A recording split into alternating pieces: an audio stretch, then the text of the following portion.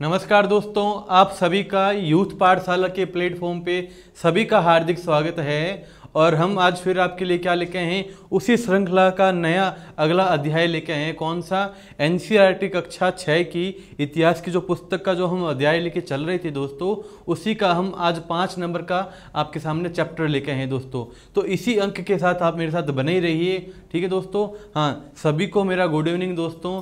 हाँ, लक्ष्मण जी good evening sir, प्रतीक जी good evening sir. हाँ, सभी को दोस्तों। हाँ, तो सपना जी, हाँ सभी को मेरा नमस्कार दोस्तों। जल्दी से आप आ जाइए और हम हमारी क्लास को स्टार्ट करते हैं। वो आज वैसे ही थोड़ा सा किसी टेक्निकल प्रॉब्लम की वजह से दोस्तों लेट हो चुके हैं, ठीक है। तो चलते हैं जल्दी से। हाँ, क्या कौन सा चैप्टर है दोस्तों आज हमारा? आज हमारा जो चैप्टर है राज्य, राजा और एक प्राचीन गणराज्य के बारे में है। क्या है कि उस समय दोस्तों के राज्य कैसा हुआ करते थे, उनकी स्थिति, उनकी दशा क्या हुआ करती थी। राजा थे तो उन राजा को कैसे चुना जाता था, वो कौन सी व्यवस्था में रहते थे। और एक जो प्राचीन गणराज्य है दोस्तों, राज्य का तो मतलब आप समझ चुके हैं। ये गण क्या होता है दोस्तों? इस गण का मतलब क्या होता है? गण क्या होता है कि किसी समूह के या किसी समुदाय में रहने वाले, एक साथ रहने वाले लोग क्या कहलाते थे? गण कहलाते हैं। क्या कहलाते हैं दोस्तों? वो ही गण कहलाते हैं। तो इसी के साथ जो यहाँ पर हमारा जो पहला टॉपिक स्टार्ट होता है इसी चैप्टर का, वो आता है दोस्तों राजा अथवा शासक। क्या आता है दोस्तों? राजा अथवा शासक आते हैं। तो उस समय इनकी स्थिति क्या हुआ करती थी, जो राजा और शासक की, ठीक है। राजा, अगर हम ऋग्वैदिक कालीन की बात करते हैं, लगभग आज से 3500 वर्ष पूर्व की बात करते हैं, तो उस समय राजा क्या हुआ करता था दोस्तों? उस समय वंशानुगत हुआ करता था, हमने पढ़ा था। और धीरे धीरे वैदिक काल में क्या हुआ, ये वंशानुगत को क्या बोला जाता था? राजतंत्र कहा जाता था। वंशानुगत को क्या कहा जाता था दोस्तों? आपके राजतंत्र कहा जाता था। धीरे धीरे ऋग्वैदिक काल से जब ये उत्तर वैदिक काल या वैदिक काल की तरफ हम बढ़ते हैं, तो उस समय ये राजतंत्र न होकर ये व्यवस्था क्या हो चुकी थी दोस्तों? उस समय ये आपके गणतांत्रिक व्यवस्था हो चुकी थी। कौन सी व्यवस्था दोस्तों? उस समय गणतांत्रिक व्यवस्था हो चुकी थी। यह जो व्यवस्था है दोस्तों, आपके एक राज्य आता है, विदेशी यूनानी राज्य आता है। कौन सा दोस्तों? एथेंस। कौन सा राज्य आता है दोस्तों? एथेंस में इस व्यवस्था की सर्वप्रथम इसकी शुरुआत वहां पे गई थी। इस अगर पूरी दुनिया की बात करते हैं तो सर्वप्रथम इस व्यवस्था की शुरुआत कहाँ पे की जाती है? आपके एथेंस नामक एक शहर या देश होता है, वहां पर उस जगह के समुदाय ने यह व्यवस्था सबसे पहले प्रारंभ की थी। कौन सी दोस्तों? गणतांत्रिक व्यवस्था की, ठीक है। लगभग ये 200 साल तक वहाँ पे ये व्यवस्था चलती है। धीरे धीरे उसमें भी परिवर्तन आने लगता है, ठीक है दोस्तों। फिर वापस आते हैं हम हमारी गणतांत्रिक व्यवस्था के ऊपर। तो इसमें क्या है, लोकतंत्र की अवधारणा वैदिक काल की देन है। किसकी देन है दोस्तों? इस गणतांत्रिक व्यवस्था को क्या बोल सकते हैं हम यहाँ पर? लोकतंत्र। तो ये जो पहला पॉइंट यहाँ पे आपके क्या बनता है दोस्तों कि लोकतंत्र की जो आपकी अवधारणा है वो किसकी देन है आपके दोस्तों? वैदिक काल की देन है। और इसी वैदिक काल को क्या कहा जाता है दोस्तों? आपके उत्तर वैदिक काल कहा जाता है। क्या कहा जाता है? उत्तर वैदिक काल कहा जाता है। अगर हम ये माने कि ईसा से कितने वर्ष पूर्व था ये काल, आपका उत्तर वैदिक काल दोस्तों 1000 से 600, लगभग 1000 से 600 ईसा पूर्व माना गया आपका उत्तर वैदिक काल का समय। क्या माना गया? 1000 से 600 ईसा पूर्व। मतलब वर्तमान से क्या ले सकते हैं दोस्तों हम? वर्तमान से हम ये मान सकते हैं कि 3000 साल पहले की घटना थी। कितनी? 3000 साल पहले की ये घटना हुआ करती थी, ठीक है दोस्तों। वैदिक काल में कुछ राजा क्या हुआ करते थे? वैदिक काल में कुछ राजा संभवतः किसके द्वारा चुने जाते थे? लोगों के द्वारा चुने जाते थे। किसके द्वारा? वैदिक काल में कुछ राजा जन के द्वारा चुने जाते थे। जन के द्वारा चुने जाते थे। जन मतलब क्या होता है दोस्तों? जन मतलब लोगों के द्वारा या प्रजा के द्वारा चुने जाते थे। किसके द्वारा? लोगों के द्वारा या प्रजा के द्वारा चुने जाते थे ये लोग हुआ करते थे दोस्तों। और कितने साल पहले की बात है दोस्तों? इस घटना में जो परिवर्तन है हमें कब देखते हैं? ये 3000 साल पहले। कितने? 3000 साल पहले क्या होता है? इसमें हम ये परिवर्तन हमें देखने को मिलता है उसी के साथ में। और फिर क्या होता है? कुछ लोग क्या करते हैं उस समय, हम देखते हैं कि उस समय उत्तर वैदिक काल में कुछ लोग क्या करेंगे दोस्तों कि आपके यज्ञ का आयोजन करवाएंगे। ये राजा बनने के लिए क्या करेंगे, यज्ञ का आयोजन करवाएंगे।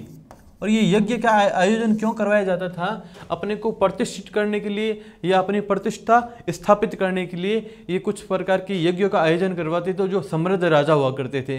किस प्रकार के यज्ञ हुआ करते थे, जैसे बहुत ही फेमस यज्ञ हमने सुना है, कौन सा यज्ञ दोस्तों, एक बहुत ही प्रसिद्ध यज्ञ का नाम आप सभी ने सुना होगा, अश्वमेघ यज्ञ। कौन सा यज्ञ दोस्तों, जैसे उस समय एक यज्ञ हुआ करता था, कौन सा, अश्वमेघ यज्ञ हुआ करता था, ठीक है ना।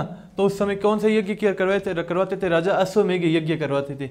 इस यज्ञ में हम देखते हैं कि जैसे रामायण काल के अंदर हम देखते हैं राजा राम, पुरुषोत्तम भगवान राम भी इस यज्ञ का आयोजन करवाते हैं, और वो अपना जो घोड़ा होता है उसको छोड़ते हैं, तो उनके जो पुत्र होते हैं उस कहानी में हम पढ़ते हैं इस ग्रंथ के अंदर कि उनके पुत्रों को द्वारा उसको रोक लिया जाता है, ठीक है ना। तो इसी प्रकार अश्वमेघ यज्ञ का आयोजन करवाया जाता था, जो हम हमारे अगले अभी नेक्स्ट टॉपिक में आपके लिए यहाँ पे इसको एक्सप्लेन करते हैं दोस्तों जल्दी से। अगला टॉपिक आपके सामने मेरे प्यारे साथियों आपके सामने आ चुका है, कौन सा, अश्वमेघ यज्ञ। तो अश्वमेघ यज्ञ क्या हुआ करता था, अश्वमेघ यज्ञ एक घोड़े को राजा के द्वारा लोगों की देखभाल में स्वतंत्र रूप से रखा जाता था। उसमें क्या करते थे, अश्वमेघ यज्ञ में ये राजा घोड़े का आयोजन करवाते थे पुरोहित के द्वारा, और बहुत ही इसमें खर्चा लगता था। यह बहुत ही समृद्धशाली और सामर्थ्य से भरा ये यज्ञ हुआ करता था, ठीक है ना। तो इसमें क्या करते, घोड़े को क्या करते थे दोस्तों, स्वतंत्र रूप से क्या करते थे, विचरण के लिए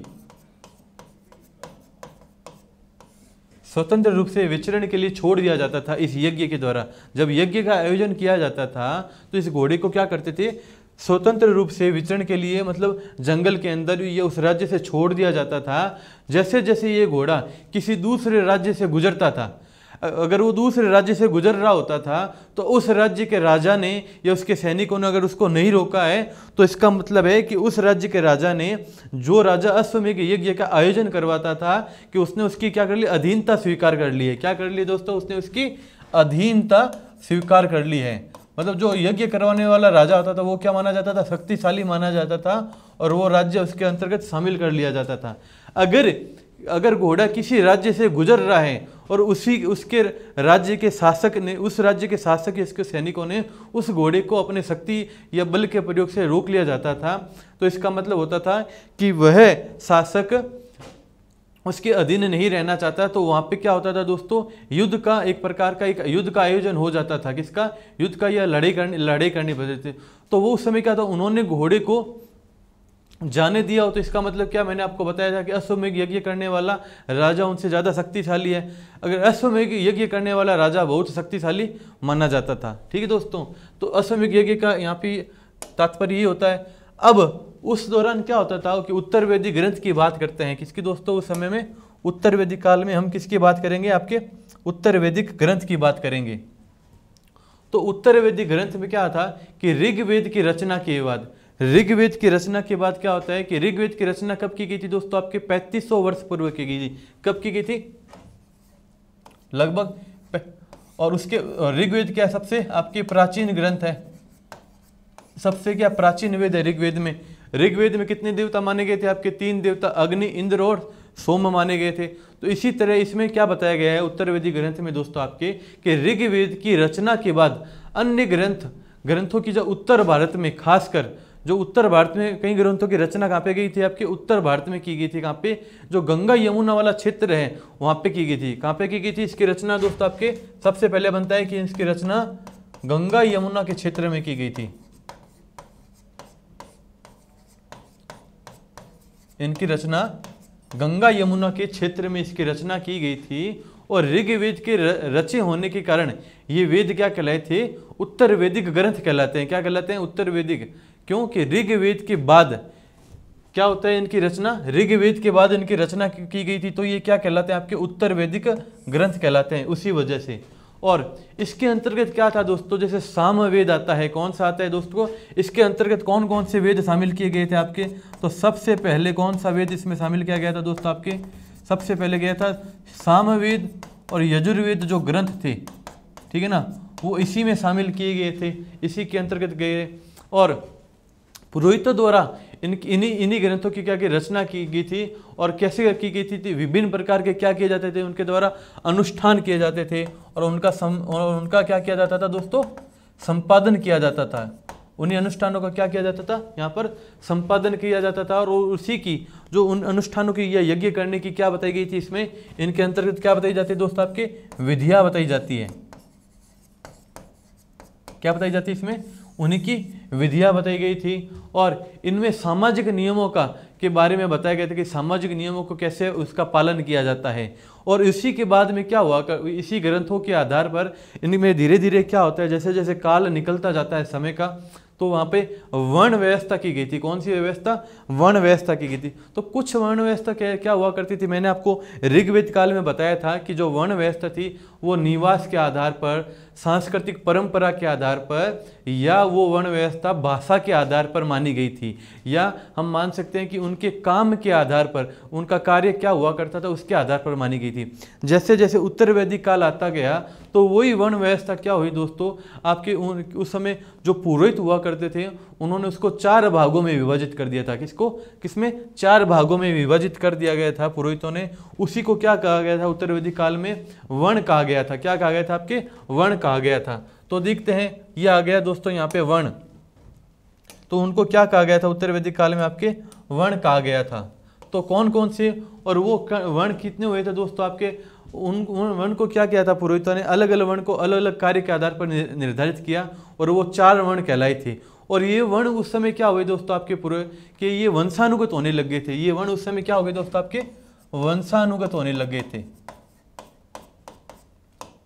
तो वंशानुगत होने लगे। जो ब्राह्मण होता था तो मतलब उसका वंश क्या हुआ, ब्राह्मण कहलाया। जो क्षत्रिय था तो उसका वर्ण क्या कहलाया, क्षत्रिय। जो वैश्य था उसका वर्ण वैश्य कहलाया। जो शूद्र था उसका वर्ण शूद्र कहलाया। तो इस वर्ण व्यवस्था की, जो वंशानुगत वर्ण व्यवस्था के आधार पर क्या हुआ था उस समय, आपके विरोधाभास होने लग गया था। भेदभाव या अछूत बोल सकते हैं कि एक अछूत या छुआछूत की प्रक्रिया स्टार्ट होने लगी थी। अगर इस छुआछूत की प्रक्रिया की बात करते हैं तो वर्तमान में हमारे भारत के अंतर्गत एक शासन, एक कानून व्यवस्था बताई गई है। कौन सी दोस्तों, आपके आता है दोस्तों अनुच्छेद आर्टिकल 17, अनुच्छेद 17 की बात करते हैं, जो छुआछूत भेदभाव की बात करता है। तो इसमें इसको क्या माना गया, अपराध माना गया है। तो आज के समय में वर्तमान में क्या है दोस्तों, ये बहुत ही एक जागरूकता आने की वजह से ये सब चीज़ें बहुत ही कम होने लगी है और मान सकते हैं कि कहीं नई समान हो चुकी है। ठीक है दोस्तों यहाँ पे। और फिर बात करते हैं, हम वापस हमारे टॉपिक पे चलते हैं। तो ये वंशानुगत हो गया था। तो पहला वर्ण कौन सा लिया गया था, वंशानुगत के आधार पर इन्होंने ब्राह्मण लिया था। कौन सा लिया था दोस्तों, ब्राह्मण। तो पहला वर्ण ब्राह्मणों का था। उनका काम क्या हुआ करता था, वेदों का अध्ययन करना, अध्यापन करना और यज्ञ करना था। जिनके लिए उन्हें क्या दिया जाता था, उपहार मिलता था। क्या मिलता था दोस्तों, उनको प्रतिफल के रूप में क्या दिया जाता था, उपहार दिया जाता था। इनका क्या हुआ करता था, इनका काम ब्राह्मणों का दोस्तों वेदों का अध्ययन करना और क्या होता था, अध्यापन कराना और यज्ञ या अनुष्ठान करना। ये इनका क्या होता था, कार्य हुआ करता था। उसके बाद में जो हुआ दूसरा कौन आता है दोस्तों, क्षत्रिय आता है। कौन आता है दोस्तों, उसके बाद में क्षत्रिय आता है दूसरा स्थान।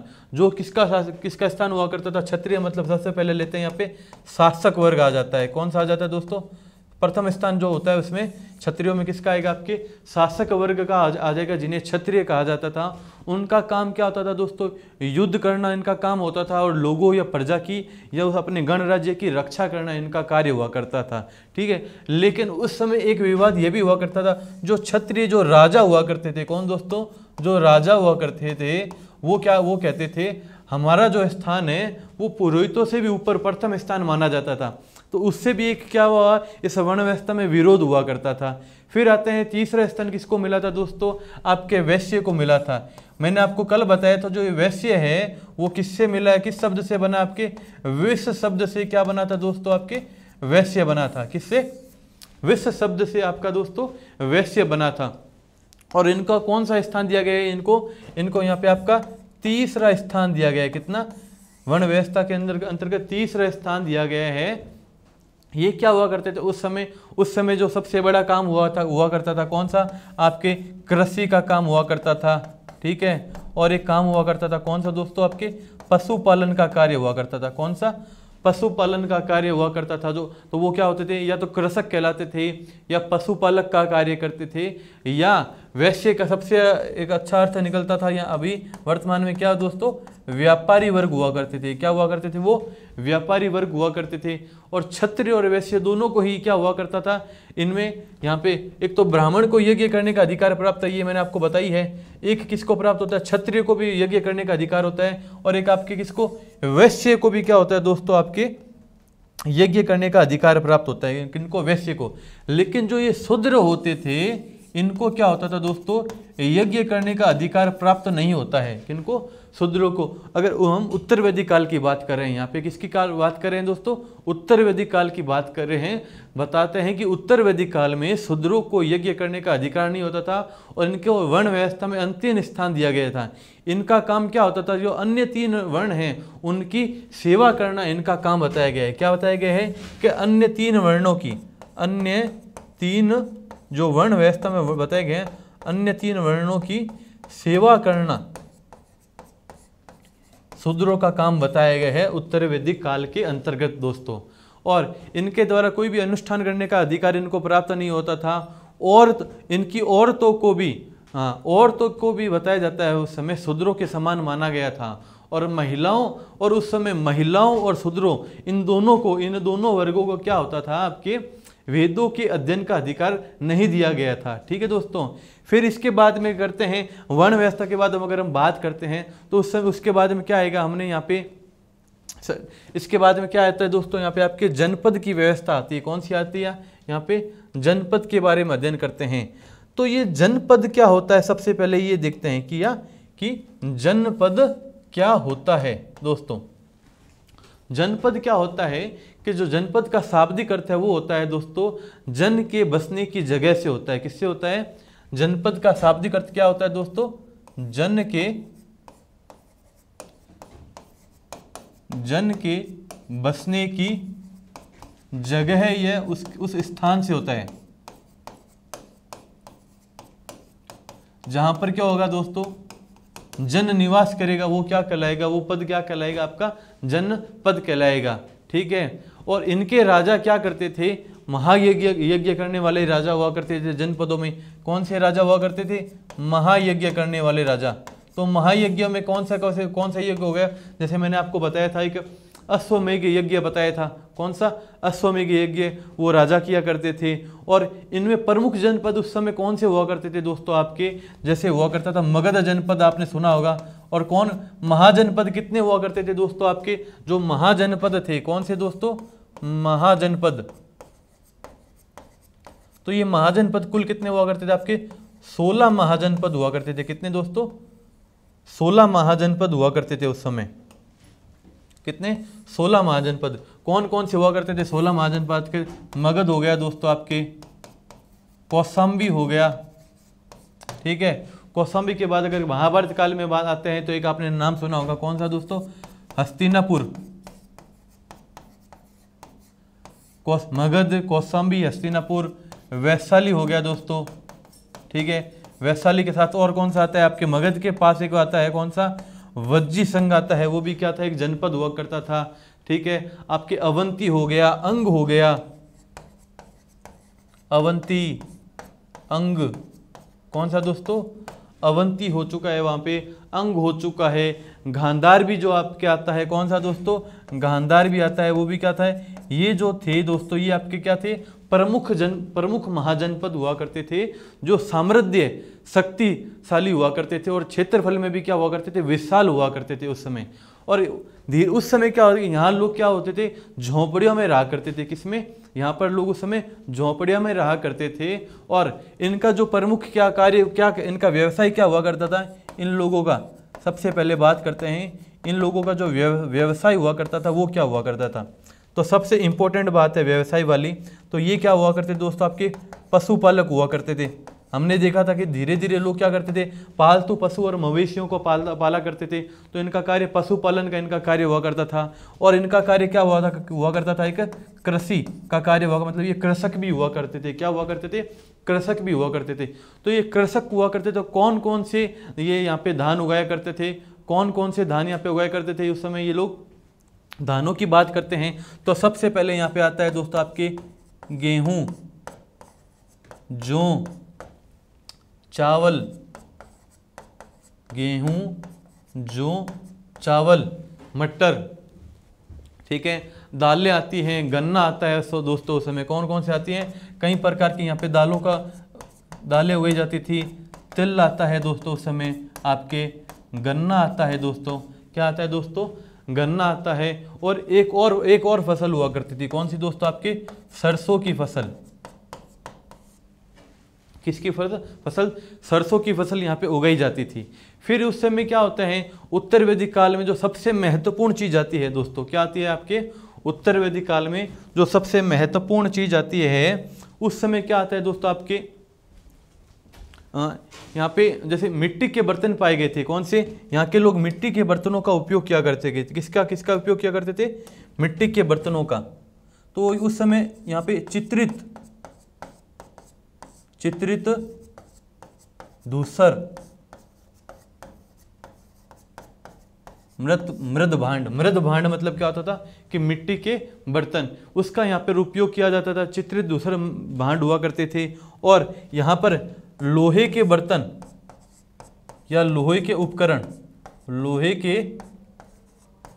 उपकरणों का भी प्रयोग किया जाता था। और कहीं कहीं लोहे के बर्तन भी हमें देखने को मिलते हैं जो क्या होते थे, पतली परत के, और पतला जो उनका जो नीचे वाला बेस होता था वो भी पतला हुआ करता था।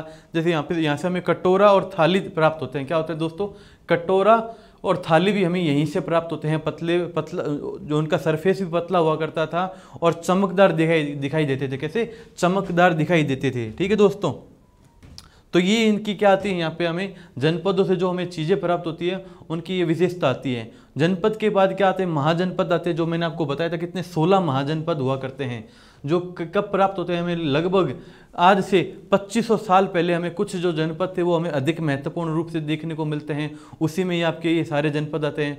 और इन जनपदों में कुछ महत्वपूर्ण जनपद थे जहाँ पे छोटे जनपद क्या किया करते थे, जो बड़े जनपद होते थे वो छोटे जनपदों को क्या करते थे, अपने राज्य में शामिल कर लिया कर लेते। तो वो जो शामिल होते थे उस वजह से वो जनपद क्या होते थे, बड़े जनपद महाजनपद बन गए थे। तो अधिकतर महाजनपदों की क्या हुआ करती थी, एक राजधानी हुआ करती थी। क्या हुआ करती थी, जैसे आपको बताता हूँ, वज्जी संघ की राजधानी क्या थी, आपके वैशाली हुआ करती थी। क्या हुआ करती थी, वैशाली हुआ करती थी। और बताया जाता है उस समय, अगर बात करते हैं महाजनपदों की, जो आपका मगध जनपद था, महाजनपद, यह सबसे शक्तिशाली महाजनपद हुआ करता था। क्या हुआ करता था, सबसे शक्तिशाली। क्यों, यह प्राकृतिक रूप से बहुत ज़्यादा समृद्ध हुआ करता था। यहाँ पर वनस्पति, यहाँ पर पानी की पर्याप्त मतलब नदियाँ भी हुआ करती थी। यहाँ पर खनिज संपदा भी बहुत अच्छी हुआ करती थी। तो ये आर्थिक रूप से भी बहुत समृद्ध हुआ करता था। तो मगध महाजनपद में हम देखते हैं धीरे धीरे, जैसे बिंबिसार आता है, अजातशत्रु आता है, उसके बाद हम देखते हैं कि यहाँ पर एक मौर्य वंश शासक आते हैं, चंद्रगुप्त आते हैं, चंद्रगुप्त के बाद सम्राट अशोक आते हैं। तो यहाँ पर हम देखते हैं कि आपको स्थापत्य कला की दृष्टि से यह बहुत ही समृद्ध होता है। और कला का विकास वहीं पे होता है जो राज्य या जो शासक वर्ग बहुत ही ज़्यादा क्या होते हैं, समृद्ध होते हैं। क्या होते हैं, बहुत ही ज़्यादा समृद्ध होते हैं। और उनका जो साम्राज्य विस्तार होता है वो एकदम क्या होता है, परिपूर्ण रूप से फैला हुआ होता है। तो उनके पास क्या होता है, इतना धन होता है कि वो अपने साम्राज्य का क्या कर सकते हैं, वहाँ पे स्थापत्य कला, चित्रकला, वास्तुकला, इन सभी का क्या करते हैं, विकास कर लेते हैं। तो इसी के साथ हमने जनपद और महाजनपद को यहाँ पे कवर कर लिया। क्या कर लिया, जनपद और महाजनपदों को कवर कर लिया। तो जनपद के बाद क्या आता है, महाजनपद, ये भी हमने यहाँ पर देख लिया। उसके बाद में क्या आती है दोस्तों, किलेबंदी आती है। क्या आती है दोस्तों, इसके बाद में यहाँ पर किलेबंदी आती है। तो उसके बारे में भी हम यहाँ पर देख लेते हैं। तो किलेबंदी कहाँ पे होती है दोस्तों, जहाँ पर महाजनपद हुआ करते थे वहाँ पर क्या होता था, किलेबंदी कहाँ पे होती है। तो सबसे पहले देखते हैं कहाँ पर, महाजनपदों में। तो इसका कारण क्या है कि ये महाजनपदों में क्यों होती थी, कि जहाँ महाजनपद हुआ करते थे वहीं पर किलों का निर्माण किया जाता था या दुर्गों का निर्माण किया जाता था। तो महाजनपद में क्या होता कि राज्यों की सीमाओं का विस्तार होने से राजाओं को क्या होता था, सॉरी दोस्तों, महाजनपदों में क्या होता था कि महाजनपदों के पास राजा क्या करते थे, विशाल किले बनवाते थे। और कई राज्यों में क्या होता था दोस्तों कि किलेबंदी की जाती थी, अर्थात उनके चारों ओर, जैसे क्या बनाया गया कि ये आपके एक किला बनाए गए, तो उसके चारों ओर क्या की जाती थी, एक ऐसी बाउंड्री बनाई जाती थी। क्या बनाई जाती थी, एक चारों ओर क्या बनाई जाती थी, उनके चारों ओर एक दीवार बनाई जाती थी। तो वो चारों ओर जो दीवार होती थी वो किससे बनती थी, उस समय सबसे पहले जो प्रयोग किया गया था किसका, लकड़ी। उसके बाद में किसका प्रयोग किया जाता है, ईंट या पत्थरों से। किससे किया गया था, ईंट या पत्थरों से क्या बनेगी, पत्थरों की ऊंची दीवारें बनाई थी। किसकी, पत्थरों की ऊंची दीवारें बनाई गई थी उस समय। ठीक है, तो किलेबंदी किससे की जाती थी, इनके चारों ओर लकड़ी, ईंट या पत्थरों की ऊंची दीवारें बनाई जाती थी। और क्यों, और शायद राजाओं ने ये इसलिए बनाई थी कि अन्य राजाओं से डरकर अपनी सुरक्षा के लिए। किस लिए बनाई गई थी, अपनी सुरक्षा के लिए। जो सामरिक नीति होती है उसके लिए बनाई गई थी। क्यों उसको सामरिक नीति के लिए क्यों मान सकते हैं, कि वह राजा अपने किले की सुरक्षा के लिए या अन्य राजा उस पर कोई आक्रमण करता था या हमला करता था, उससे अपनी सुरक्षा के लिए इसलिए किलेबंदी करवाई जाती थी। तो कुछ राजाओं ने अपनी राजधानी के चारों ओर इसी प्रकार की विशाल और ऊंची प्रभावशाली दीवार खड़ी करते हैं। जैसे हम राजस्थान में कुंभलगढ़ की एक दीवार देख सकते हैं, किले की, किसकी, कुंभलगढ़ की देख सकते हैं। ठीक है, और इस दीवार का क्या होता था, जो ये प्रभावशाली दीवार ये खड़ी करते थे, उससे वो राजा क्या करता था, अपनी समृद्धि और शक्ति का भी प्रदर्शन कर देता था। किसकी, अपनी समृद्धि होती थी, इसीलिए तो वो इस चीज़ों का पैसा खर्च करता था। और जो समृद्ध होगा तो वो क्या होगा, शक्तिशाली भी होगा। क्या होगा दोस्तों, हम वर्तमान में देखते हैं जिसके पास पैसा है वो क्या है दोस्तों, पावरफुल व्यक्ति होता है। क्या होता है, जिसके पास पैसा है वो क्या है, पावरफुल व्यक्ति होता है। तो उसी प्रकार होता था कि जो राजा समृद्ध होता था वो अपने शक्ति का क्या करता था, प्रदर्शन किया करता था उस समय में। और इन राजाओं के पास क्या होता था, जो किलेबंदी करवाता था, तो इसका मतलब क्या होता था, उसके बाद एक सेना होती थी। क्या होता था, उसके पास सैनिक भी हुआ करते थे। तो वो सैनिक क्या करते थे उस समय, देखते हैं दोस्तों, कि अगर जिस राजा के पास क्या होता था, किलेबंदी के लिए इतना पैसा होता था, वो सब कुछ करता था, तो उसके पास उस किले की सुरक्षा के लिए क्या होता था, एक सेना भी होती थी। तो वो महाजनपदों में क्या करती थी कि उस समय सेना के राज्यों की सीमाओं का विस्तार होने से राजाओं को सेना की आवश्यकता महसूस होने लगेगी। मतलब अपनी, अगर वो सीमा का कोई भी राजा था, सपोज कीजिए कि जैसे मगध का राजा है। किसका राजा दोस्तों, मगध का राजा है। अगर मगध का राजा अपने राज्य की सीमा का विस्तार करना चाहता है, किसकी, अपने राज्य की सीमा का विस्तार करना चाहता है, तो उसको क्या करना पड़ेगा, अपने राज्य के आसपास की जो छोटे राज्य हैं, कौन से, अपने राज्य के आसपास जो छोटे राज्य होते थे, उसको वो क्या करता था, युद्ध के माध्यम से। किसके माध्यम से दोस्तों, उसको वो युद्ध के माध्यम से क्या करता था, उस पर विजय हासिल करता था। तो वो किसके माध्यम से विजय हासिल करता था, वो उस पर किसके माध्यम से, सेना के माध्यम से वहाँ पर विजय हासिल करता था। किसके माध्यम से, सेना के माध्यम से। तो उससे क्या होता, उसके राज्य की सीमा का विस्तार होने लगा था। तो उस वजह से उस समय में क्या करते थे, राजा सेना रखने लगे थे। और उस सैनिकों को क्या दिया जाता था उस समय, वहाँ पे नियमित वेतन दिया जाता था। क्या दिया जाता था, नियमित वेतन दिया जाता था। नियमित मतलब वो क्या होते थे, वेतनिक सैनिक हुआ करते थे। ठीक है, और सेना का इस्तेमाल किसमें, युद्ध में किया जाता था। फिर इसके बाद में क्या होता था कि अब ये सब चीज़ें होने लगी है, तो इन जैसे इतना खर्चा होने लगा था, तो इसका मतलब है कि सिर्फ कृषि से, खनिजों से और आपके पशुपालन से तो इतना पैसा आ नहीं सकता। तो उस समय इन्होंने क्या किए थे, इसके बाद इन्होंने एक नई व्यवस्था को प्रारंभ किया। कौन सी व्यवस्था को प्रारंभ किया, उसके बाद में इन्होंने, ये देखो दोस्तों, एक सीक्वेंस बनता जा रहा है आपके लिए। क्या बनता जा रहा है, यहाँ पे एक सीक्वेंस बनता जा रहा है। तो इन्होंने एक नई व्यवस्था प्रारंभ की, कौन सी, कर वसूली की व्यवस्था। कहाँ पे ये की, महाजनपदों में। तो महाजनपदों में की, तो पहले इन्होंने क्या किया, महाजनपदों में राजा विशाल किले बनवाए, दुर्ग बनाते थे, फिर बड़ी सेना रखते थे। फिर इनके लिए क्या होते थे, इनको प्रचुर संसाधनों की आवश्यकता होती थी। तो और राजा क्या करते, महाजनपदों के राजा लोगों द्वारा समय समय पर जो लाए गए उपहार होते थे, क्या होते थे उस समय, राजाओं के लिए क्या लाए जाते थे उस समय, उपहार। तो ये सबसे महत्वपूर्ण शब्द है यहाँ पर, क्या, समय समय पर जो राजाओं के लिए लोगों द्वारा उपहार लाए गए थे, उपहारों पर वो निर्भर नहीं, उस समय उपहारों पर उन्होंने क्या किया कि डिपेंड होना छोड़ दिया। उपहारों पर निर्भर होना छोड़ दिया। उपहारों पर क्या किया उन्होंने, अपने कि जो गिफ्ट आते थे उन पर उन्होंने निर्भर होना छोड़ दिया। और अब वो क्या करते थे, नियमित रूप से क्या करने लगे थे, वसूली करने लगे थे। क्या वसूली, तो कौन सी वसूली करते थे, ये कर की वसूली करने लगे थे। तो इसमें कर किससे करते, जैसे कोई किसान था वो खेती करके किसी चीज़ की उपज करता, उससे वो कर वसूल करने लगे थे। कोई पशुपालक था, ठीक है, तो हम ले लेते हैं जैसे किसानों के माध्यम से, किसान पशुपालक हो गया। जैसे उस समय क्या हुआ करते थे, आपके शिल्पकार हुआ करते थे। क्या हुआ करते थे आपके, जैसे शिल्पकार हुआ करते थे, उनके द्वारा किया जाता था, या कारीगरों के माध्यम से, ठीक है ना, कारीगरों।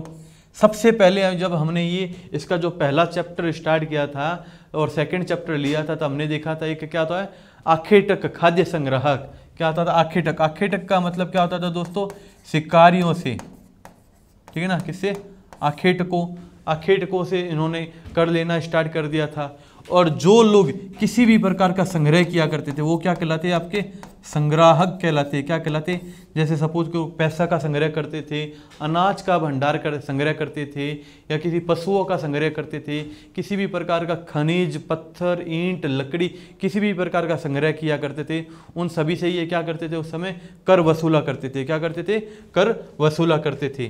तो ये आगे इनकी कर वसूलों की प्रणाली यहाँ पे। इसके बाद में आगे इन्होंने क्या किया कि पौधारोपण प्रणाली अपनाई। कौन सी दोस्तों, पौधारोपण प्रणाली अपनाते हैं।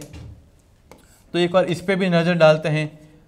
वैसे तो आपको ये लग रहा होगा ये पौधारोपण कोई सामान्य चीज़ है कि ये क्या करते होंगे, उस समय पौधा रोपते होंगे। क्या करते होंगे, पौधा रोपते होंगे, किसी प्रकार का नहीं। उस समय क्या होता था कि कृषि के क्षेत्र में दो परिवर्तन आ गए थे। कौन से, क्यों, क्योंकि जैसे लोहे की खोज होती है, किसकी खोज है दोस्तों, आपके लोहे की खोज होती है। तो लोहे की खोज की वजह से क्या होता है, सबसे पहले आपके कृषि में ही एक नई तकनीकी या उन्नत चीज़ों का परिवर्तन देखने को मिलता है। जैसे उस समय क्या होते हैं, हल के फाल, जो हल होता है उसमें जैसे आपने हल होता है, हल के अंदर क्या होता है, एक ऐसे एक तीखी आकृति होती है इस प्रकार की। तो जो हल का जो फाल होता है, किसका, हल का फाल, वो किसका होने लगा था, अब लोहे का होने लगा था। किसका, लोहे का होने लगा था। तो उससे खेती करने में क्या होगा, एक आसानी आने लगी थी इसको। जैसे ज़मीन को क्या होता था, आसानी से जोता जा सकता था। जैसे खुदाई होती है ना खेती के अंदर हल के माध्यम से, तो वो आसानी से होने लगी थी उस समय। जिससे फसलों की क्या होगी, उपज बढ़ने लगी थी। तो ये फल होने से क्या होगा कि फसलों की उपज बढ़ने लगी थी।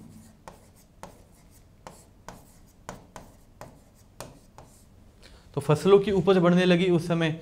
फिर क्या हुआ, होने लगा था कि दूसरा परिवर्तन क्या आता है कि लोगों ने क्या किया कि धान के पौधों का रोपण करना शुरू कर दिया। किसका, डायरेक्ट ही क्या करते हैं, दूसरा इसमें लोग धान के पौधों का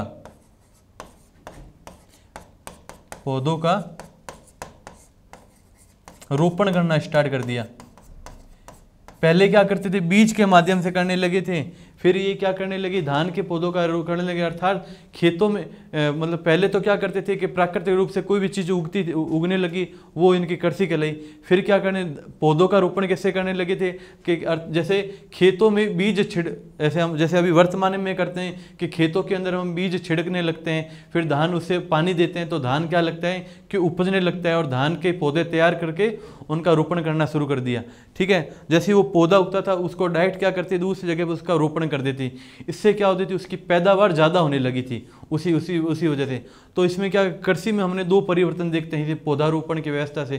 किसके, दो परिवर्तन हम देखते हैं। इसके बाद में क्या आता है कि जनपद, महाजनपद के बाद में हमने एक हम जनपद के बारे में देखते हैं। महाजनपद में कौन सा आता है आपके, यहाँ पे मगध जनपद आता है। कौन सा जनपद आता है दोस्तों, मगध जनपद आता है।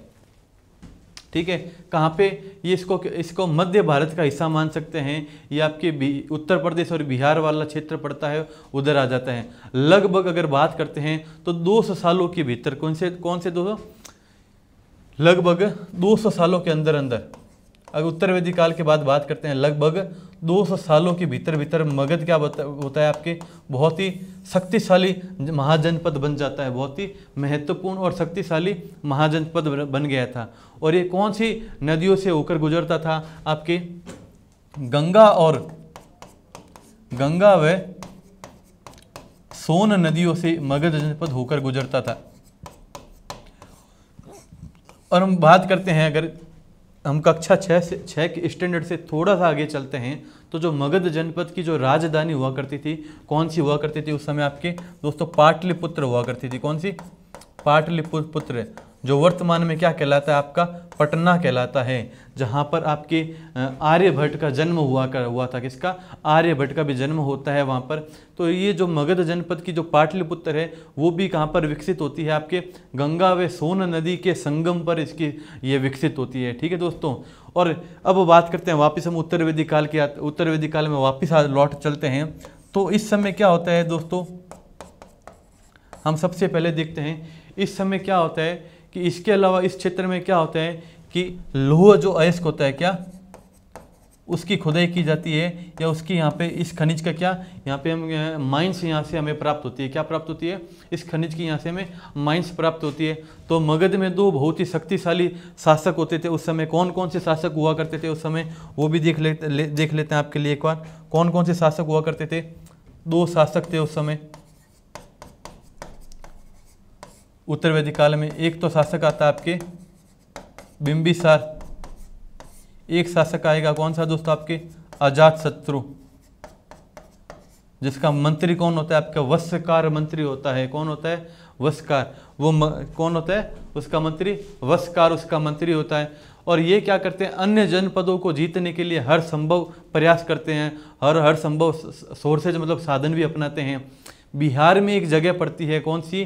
जो जिसको राजगृह, उस समय कौन सी जगह पड़ती थी दोस्तों? राजगृह, जिसको आधुनिक वर्तमान में क्या नाम दिया गया है? उसको राजगृह नाम दिया गया है। कई सालों तक उस समय वो मगध की राजधानी बनी रही थी, उस समय बिंबिसार और अजातशत्रु के समय। बाद में क्या होता है, धीरे धीरे जब मौर्य शासन आता है, कौन सा दोस्तों? मौर्य शासक आएंगे, वो क्या करते हैं? पाटलिपुत्र को राजधानी बना लेते हैं, जिसे क्या कहा जाता है? आपका वर्तमान का पटना कहा जाता है। फिर इसके बाद में अगर हम बात करते हैं मगध के बाद में, तो मगध के बाद में एक आपका संघ आता है। कौन सा संघ आता है दोस्तों? वज्जी संघ आएगा। कौन सा संघ आएगा? आपके वज्जी संघ आता है। वज्जी संघ आता है। जो वज्जी संघ आता है ये मगध के बहुत ही नज़दीक होता है। कैसे होता है? जैसे हम बात करते हैं इंडियन मैप की बात करते हैं कुछ, ठीक है, एक सेकंड दोस्तों। अगर इंडियन मैप की बात करते हैं तो यहाँ पर हमें देखने को मिलता है आपका मगध, ठीक है। और मगध के पास यहीं पे क्या आता है? आपके वज्जी आ जाता है। क्या आ जाता है दोस्तों? यहीं पे क्या पड़ता है? आपके वज्जी पड़ता है, ठीक है। और इधर कौशाम्बी पड़ता है दोस्तों, इधर आपके वैशाली पड़ता है, ठीक है। इसी प्रकार तो जो वज्जी संघ था वो क्या था? आपके मगध के बहुत ही नज़दीक हुआ करता था। और जिसकी राजधानी क्या हुआ करती थी इस वज्जी की दोस्तों? इसकी राजधानी क्या थी? आपके वैशाली इसकी राजधानी हुआ करती थी। क्या हुआ करती थी दोस्तों? इसकी जो राजधानी थी वो क्या थी? आपकी वैशाली हुआ करती थी, जिसे क्या कहा जाता है वर्तमान में? आपका बिहार। क्या होता है जिसे? जो क्या था आपके बिहार में थी। यहाँ पर एक अलग किस्म की शासन व्यवस्था उस समय चल रही थी। कौन सी दोस्तों? जिसे क्या कहा जाता था? मैंने आपको बताया था स्टार्ट में, जिसे क्या कहा जाता था? एक गण या संघ कहा जाता था। गण या संघ कहा जाता था। उस व्यवस्था को क्या कहा जाता था? गण या संघ कहा जाता था। उसमें जिसमें क्या होता था कि प्रत्येक व्यक्ति क्या कहलाया? राजा कहलाता था। प्रत्येक व्यक्ति उस समय क्या कहला, जिसमें से प्रत्येक व्यक्ति राजा कहलाया था। ये राजा विभिन्न अनुष्ठानों को एक साथ क्या करते थे? संपन्न करते थे। और शत्रुओं के आक्रमण से निपटने के लिए वे मिलकर क्या करते थे? सभा बुलाते थे। क्या बुलाते थे? जैसे वो सभाएं बुलाया करते थे, उस सभा में क्या करते थे? शत्रुओं से निपटने के लिए क्या करते? चर्चा करते थे। और वहीं से एक नया उपाय या एक विचार लेके उसको ही वहाँ पे क्या करते थे? इम्प्लीमेंट किया करते थे। और जो वज्जी संघ का जो हमें वर्णन है वो हमें कहाँ से प्राप्त होता है? उत्तर वैदिक काल में वज्जी संघ का जो वर्णन हमें कहाँ से प्राप्त होगा? आपके दीर्घ निकाय से प्राप्त होता है। कहाँ से? दीर्घ निकाय से। तो यह बहुत ही इस वज्जी संघ के अंदर सबसे महत्वपूर्ण जो पॉइंट आता है हमारे कक्षा 6 के अंदर, क्या कि वज्जी संघ का वर्णन सबसे पहले आता है कि वज्जी संघ की राजधानी कौन सी है, वैशाली आती है। कौन सी शासन व्यवस्था हुआ करती थी उसमें, गण या संघ की शासन व्यवस्था हुआ करती थी। तीसरा पॉइंट कौन सा बनता है यहाँ पे कि वज्जी संघ का जो वर्णन है वो दीर्घ निकाय से लिया गया था। किससे लिया गया था, दीर्घ निकाय से लिया गया था। संघ का अर्थ क्या होता है मैंने आपको बता देता हूँ अभी। संघ का अर्थ होता है संगठन या सभा। संघ का अर्थ क्या होता है दोस्तों, संगठन या सभा। संघ का अर्थ बताता हूं क्या होता है, संगठन या सभा कहलाता है। और जो गण होता है, इस गण का अर्थ क्या होता है कि गण का कि कई सदस्यों वाले समूह, क्या होता है दोस्तों, कई सदस्यों वाले जो समूह होते हैं, कई सदस्यों वाले समूह, वो क्या कहलाते हैं, आपको गण कहलाए थे। और दीर्घ निकाय क्या था दोस्तों, उसका भी एक बार देख लेते हैं। दीर्घ निकाय क्या था, एक बौद्ध ग्रंथ था। क्या था दोस्तों, दीर्घ निकाय क्या हुआ करता था, एक बौद्ध ग्रंथ था दीर्घ निकाय, जिसमें क्या दिया गया था कि बुद्ध के कई महात्मा जो बुद्ध हुआ करते थे, महात्मा बुद्ध, उनके कई व्याख्यान या कई उनके द्वारा जो विचार दिए प्रकट किए गए थे, उनका उसके बारे में वर्णन किया गया था। ठीक है, और ये करीब कब देखने को मिलता है, जो दीर्घ निकाय का है, ये हमें करीब 2300 साल पहले, कब दोस्तों, 2300 साल पहले देखने को मिला। कब देखने को मिला था, लगभग 2300 साल पहले ये हमें देखने को मिलता है। उसके बाद में हम देखते हैं दोस्तों यहाँ पर जो वज्जी संघ आता है आपके, क्या आता है दोस्तों, जो वज्जी संघ आएगा, उस वज्जी संघ की क्या देखेंगे हम यहाँ पर, इस वज्जी संघ की उन्नति देखते हैं। किसकी, वज्जी संघ की उन्नति। वज्जी संघ की उन्नति की बात करते हैं तो मैंने आपको बताया था कि ये जो बिंबिसार और अजातशत्रु आते हैं मगध में उस समय उत्तर वैदिक काल में, तो ये क्या करते हैं, कई बार अपने साम्राज्य को बढ़ाने का प्रयास करते हैं। तो ये अजातशत्रु जो होता है वज्जी संघ पर आक्रमण करना चाहता है। किस पर, वज्जी संघ की उन्नति तो कौन चाहता है, अजातशत्रु। एक बार देखते हैं दोस्तों, कौन, अजातशत्रु है जो क्या करता है, इस पर आक्रमण करना चाहता है काफी बार, और यह 2 बार आक्रमण करता है। दोनों बार आक्रमण करने पर क्या होता है दोस्तों, असफल रहता है। क्या करता है, असफल रहता है। तो यह क्या करता है, अपना जो मंत्री होता है, कौन दोस्तों, कौन करता है, अपना अजातशत्रु, अपना इसका एक मंत्री होता है। कौन होता है इसका मंत्री दोस्तों, वसक्कार। इसका मंत्री कौन होता है, मैंने अभी आपका नाम लिया था। वसक्कार को क्या करता है, वसक्कार को किसके पास भेजता है, भगवान बुद्ध के पास भेजता है। किसके पास भेजता है, भगवान बुद्ध के पास भेजता है। तो यहां पर क्या करते हैं, भगवान बुद्ध कुछ ऐसे विचार प्रकट करते हैं कि यहां पर उसकी 10 दिशा सारी बदल जाती है। क्या करते हैं, उसके पास भेजता है, सलाह के लिए भेजता है। तो बुद्ध क्या करते हैं, बुद्ध ने उसको, वसक्कार को कहते हैं कि वज्जीवासी, वो पूछना चाहता है कि जब भेजता है कि उसको प्राप्त कर लेता है अजातशत्रु वज्जी संघ को, तो ये पूछता है कि वज्जी संघ की उन्नति के लिए हम कौन कौन से प्रयास करें कि वज्जी संघ वहाँ पर उन्नत होने लगे, ठीक है ना, उसका विकास होने लगे। तो वो अपने मंत्री को, वसक्कार को भगवान बुद्ध के पास वहाँ पर भेजता है। तो बुद्ध क्या करते हैं, उसको बताते हैं कि वज्जीवासी तब तक उन्नत रहेंगे, तब तक क्या होंगे। तो ये वो बोलते हैं कि सबसे पहला पॉइंट, आप, मैं बोल रहा हूँ, आप नोट करते जाइए। क्या बोलते हैं कि वे पूर्ण और नियमित सभा करते हैं। कौन, अगर वज्जीवासी पूर्ण और नियमित सभा करते रहेंगे, ठीक है। दूसरा पॉइंट क्या बोलते हैं वहाँ पे महात्मा बुद्ध कि वज्जीवासी जब तक आपस में मिलजुल कर काम करते रहेंगे, ठीक है, तब तक वहाँ के जितनी भी प्रजा है वो आपस में मिलजुल कर क्या करती रहेंगी, काम करती रहेगी, तो भी क्या करेंगे, उन्नति होती रहेंगी वहाँ पर। तीसरा पॉइंट क्या बोलते हैं कि अगर वो पारंपरिक नियमों का पालन करते रहेंगे, किसका दोस्तों, पारंपरिक नियमों का पालन करते रहेंगे, तो भी उनका क्या होता रहेगा, उन्नति होती रहेगी। चौथा पॉइंट बोलते हैं जो हम सभी को करना चाहिए, क्या कि बड़ों का सम्मान, उनका समर्थन और उनकी बातों पर ध्यान देते रहेंगे वज्जीवासी, ठीक है। फिर उन्होंने 5वां पॉइंट क्या बोलते हैं महात्मा बुद्ध वसक्कार को कि वज्जी महिलाओं के साथ जोर जबरदस्ती नहीं करेंगे और उनको बंधक नहीं बनाएंगे, तब भी क्या होगा, आपके वज्जी संघ की उन्नति होती रहेगी। और 6वां पॉइंट क्या बोलते हैं वो यहाँ पर दोस्तों कि शहरों और गांवों में चैत्यों का रख रखाव करेंगे। चैत्य क्या हुआ करते थे उस समय दोस्तों, एक विहार हुआ करते थे। ये बौद्ध बुद्धिज्म क्या बौद्ध जो ऋषि हुआ करते थे, जब वो निकलते थे तो वो वहाँ पर क्या करते थे, विश्राम करते थे। तो क्या बोला उन्होंने उस स्थल का कि शहरों और गांवों में चैत्यों का क्या करेंगे, रख रखाव करेंगे, मतलब आश्रमों का बोल सकते हैं जैसे हम। और 7वां पॉइंट क्या बताया था कि जैसे अलग अलग समुदाय या विभिन्न मतावलंबी संतों का क्या करेंगे, वो सम्मान करते रहेंगे। जैसे कुछ लोग जैन धर्म का पालन किया करते थे, ऐसा नहीं है कि वो जैनों का ही सम्मान करें, वो सभी धर्मों का क्या करें, संतों का सम्मान करते रहें और उनके आगे उनके आने या जाने पर कोई रोक नहीं लगे या उनका विरोध ना करे। सभी को एक ही जैसा उनको क्या धार्मिक समानता देते रहे। तो इस प्रकार से यहाँ पे क्या बताया गया था उनके द्वारा, उन्होंने वज्जी संघ की उन्नति का कारण बताया था। ठीक है दोस्तों, तो इसी के साथ क्या है कि आज का ये जो आपका टॉपिक है राज्य राजा, ठीक है, और उनके गणराज्य, ये यहाँ पर क्या होता है दोस्तों, यहाँ पर समाप्त होता है। इसी के साथ इसी तरह हम आपके साथ कल एक नया चैप्टर लेके आएंगे। आप कल हमारी जो क्लास है शाम को 5 बजे रहेगी, तो आप सभी दोस्त जुड़े रहें और इस चैनल को ज़्यादा से ज़्यादा लाइक, शेयर और सब्सक्राइब करते रहिए। ठीक है दोस्तों, नमस्कार दोस्तों।